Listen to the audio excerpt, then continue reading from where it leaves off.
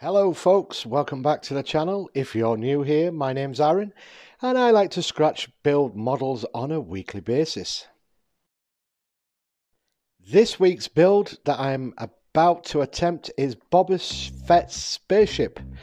So we start with an iron simply because as a kid I always thought his ship reminded me of a steam iron. So my plan is simple: to make a template. So I'm going to cut out 6 cardboard templates from the steam iron and glue them all together. I've already thought of the depth of the spaceship, which is going to be 3. So I've got 3 spare just in case I stuff up the first one.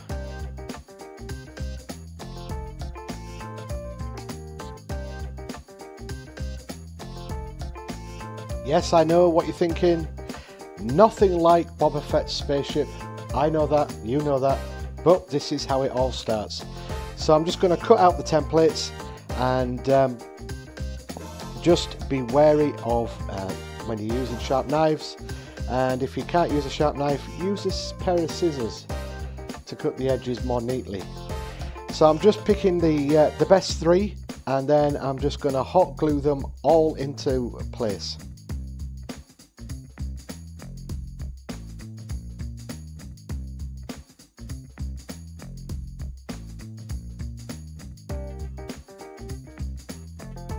Now once all the templates were stuck down to each other, I then realised that Boba Fett's ship had a slight bevel to it. So what I'm doing here is I'm just cutting the edges off at a slight angle to try and give me that bevel. And since this is a prototype, this led me to my first problem. The cardstock that I was going to use to cover the edge didn't work, so I had to use the EVA foam, which would give me that nice smooth beveled edge, but then that gave me another problem. I'm using 3 strips of EVA foam and you're going to see the cut of each strip along the edge. So then while I was trimming everything down, I had that sort of light bulb moment where I thought, well, why don't I just use the cardstock that I couldn't use before to cover all the edges and make it look like it's like armor plating. And that's what I did. But first, just using some more cardstock just to cover the base and the top of the spaceship, and then I'm going to start covering all those gaps around the bevel of the spaceship. And yes, I realise that in that last segment, the voiceover, I used an awful lot of the word spaceship. And that's simply because I'm still trying to tell myself that I can't call Boba Fett's spaceship by what its proper name is and what I knew it from as I grew up with all the Star Wars films. Now this is due to political correctness and all that malarkey. So I count to 3 and I'll just flash the name of the spaceship on the screen. 1, 2, 3. Okay, that can go off now. I've got that out of my system. So what I'm doing now is I'm just using strips or bits of cardstock and I'm just covering the entire spaceship with it. And that's just to cover all the seams from the EVA foam. So then flip it over to the back end and I'm just going to use this plastic cup just as the little bit of the engine sort of port bit.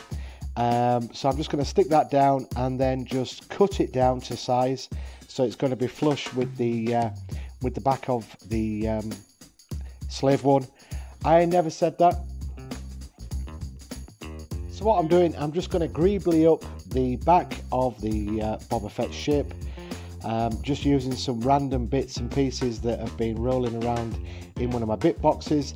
This came from the Mandalorian toy that I got. Now I don't know whether or not it's some sort of credit or it's supposed to be his Beskar money. Just leave a comment so I know what they're for. When you buy these toys, I've seen that you get a lot of these long plastic things. I just thought it'd be cool just to incorporate it into Boba Fett's ship. So to jazz things up, I just butchered some Q-tips and cut off the edges and then bent them into place just so they look like pipes. And then to spice things up a little bit, I'm going to use some cocktail sticks just so it gives it a different size reference. Now this is styrene, and if you can't get hold of styrene, do what I did before I could get hold of the styrene and just use plastic from butter cartons, anything like that, and you can do this sort of stuff. Now I saw this technique being done by that famous ex-Mythbuster. I'm not going to name him simply because he's more followers than me and he doesn't need the publicity.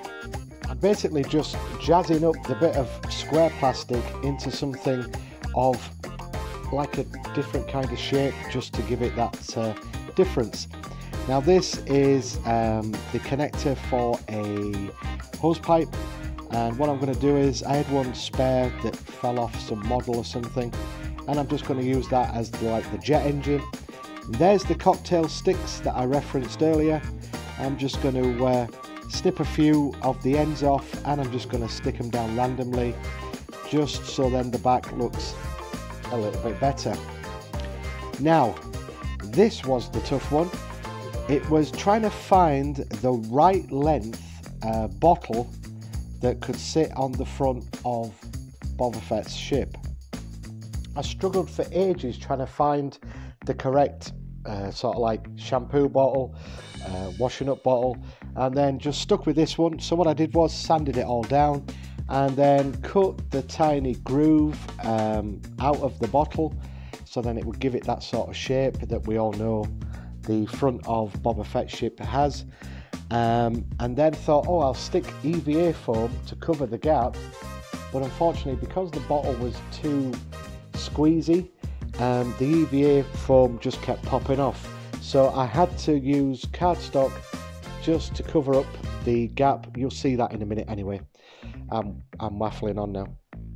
I think the point I'm trying to get across is I'm making all these mistakes for you guys, so then when you want to make a Boba Fett ship, you won't have to make all these mistakes that I'm making. And I hope when you have made one, you'll send me a picture of your spaceship and it'll be 10 times better than this one. Bear in mind, mine is a prototype. I'll probably go back to this in a few months' time and work out where I went wrong and how to do things differently. But for now, this is it. This is the scratch build, and as you can see, the EVA foam just keeps coming off the edge of the plastic bottle. I even put a little wedge in it just to try and toughen it up, but in the end, with the cardstock stuck down, it gave it that rigidness that I needed, and it stayed in place. So to make the underneath of this a little bit more interesting, again I'm using some more Q-tips that I'm just gluing down into place just so it gives it that sort of ridge, and then I'm going to use some styrene and bits of cardboard just to place on, just so it looks like it's panels all along the back end of the bottle.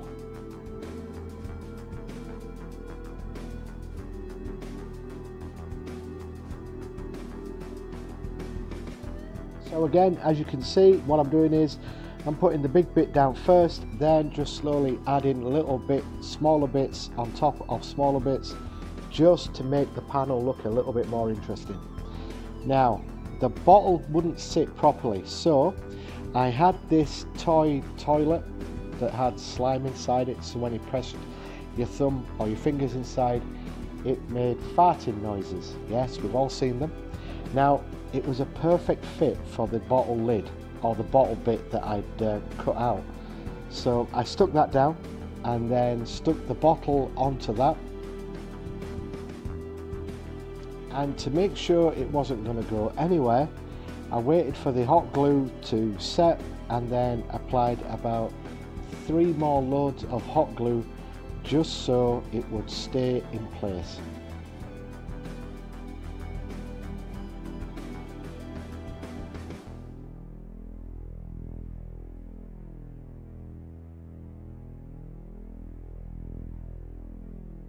After that had all dried, then I had another problem, that the cockpit that was going to sit flush with the bottle wasn't big enough, wasn't tall enough.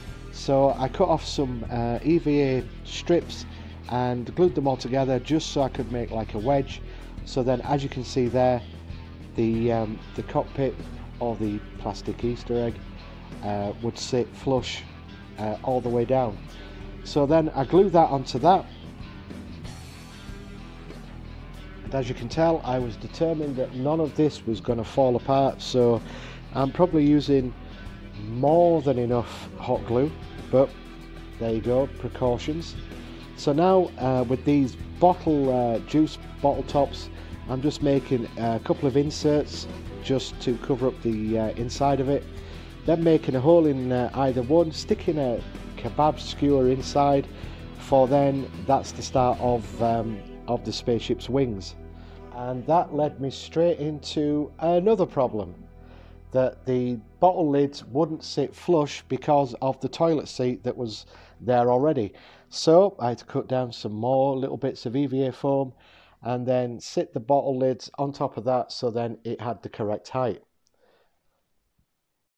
For the wings, I'm just going to use some cardstock, and I'm going to cover it with some EVA foam, and then just cut little bits of EVA foam up just to give it some sort of texture, and then add some greeblies from an old, I don't know, I think it was a German plastic kit tank, I think it was, just to give it, like I said, some greeblies, and then use some more cocktail sticks just to give it the arms onto the wings, and it was done.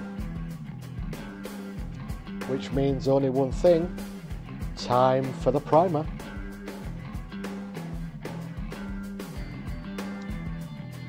So I'm going to use some burgundy red, because it's kind of like the closest colour I could get. And what I did was just sort of stippled the paint onto the